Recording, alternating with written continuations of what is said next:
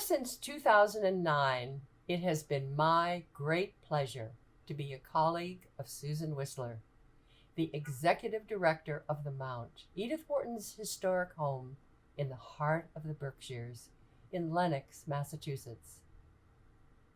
You can imagine how delighted I was after 27 years as a member of the New England Society to learn that this august, 2-century-old society was going to honor Susan. Susan originally came from California. With a father in the Navy, she moved every couple of years, living up and down the East Coast, in Florida and Hawaii, and in the Philippines before enrolling at Stanford University. After spending her sophomore year abroad, Susan returned to the U.S.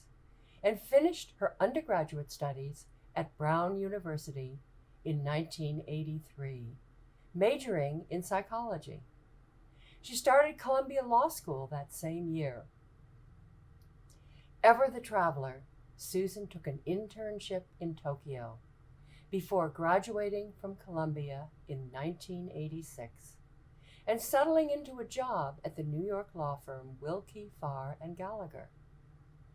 Choosing corporate law as her specialty, Susan particularly enjoyed the mergers and acquisition work she did for the next 10 years. From the moment Susan first came to the Mount in 2001, it became the love of her life, and she felt as if she had come home.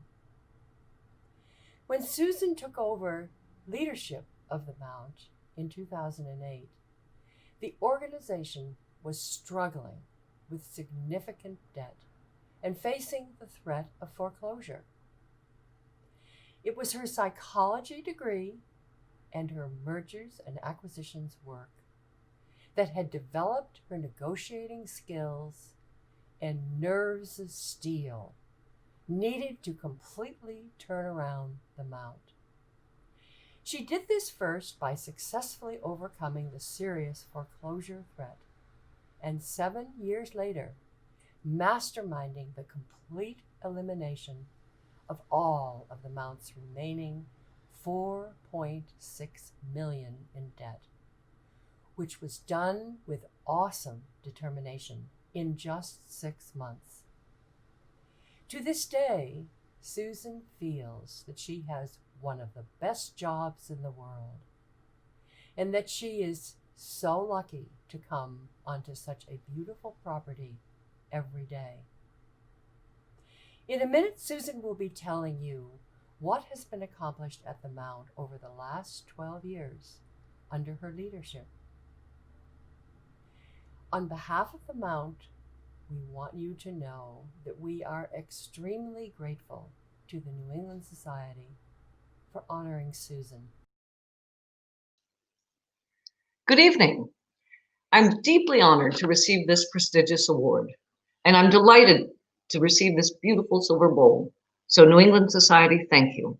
And I must tell you that I am deeply humbled by the distinguished list of recipients who precede me. First, I want to just give a quick shout out to Sarah Hudson. Sarah, congratulations on your award tonight.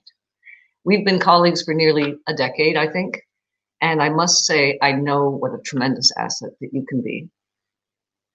And I'd also like to especially thank New England Society members, President Benedict Gedominski, Vice President Ellen Scordato, Gala Committee Co-Chair Sunny Hayward, and Executive Director Alexander Owens. Finally, I'd like to especially thank all of you in attendance this evening. You've been so supportive of both the New England Society and the Mount throughout this very challenging year. Now, I don't know if all of you know, but Edith Wharton was no fan of New York City. Her recollection of the old New York where she grew up was that it was intolerably ugly, filled with untended streets and narrow houses. Comparing it unfavorably to the European capitals, she called it a cramped horizontal gridiron of a town without towers, porticos, fountains, or perspectives. But Edith Wharton found tremendous beauty and solace in the New England countryside. And she and Teddy decide on Lenox, Massachusetts as the site for the mount, which she would describe in her memoir as her first real home. Writing to friends, she declares herself in love with the place, climate, scenery, life, and all. And so comfortably settled in and nourished by the New England's landscape, it is at the Mount where Wharton truly comes into her own as a writer. It's also where she demonstrates her considerable skills as a designer of houses and gardens. She poured herself into every aspect of the estate, and when it was completed in 1902, local newspapers marveled at its elegance. Sadly, due to a failing marriage and public disapproval of divorce, Wharton was compelled to leave the Mount in 1911, moving to France where she would live out the rest of her days. Subsequent occupants included 2 private families, a private girls' school, and a local theater group. By the late 90s, the Mount was in serious, serious disrepair. The Albany Times-Union described it as a sickly white elephant and monument to neglect. Thankfully, a group of concerned citizens rallied to save the estate, and the journey to revitalize the Mount began. It's not been an easy one. At various points, we've had to stave off the threat of commercial development and even foreclosure. When I assumed the helm in 2008, many hurdles loomed still before us. At that time, we were largely perceived as exclusive, non-welcoming, and irrelevant.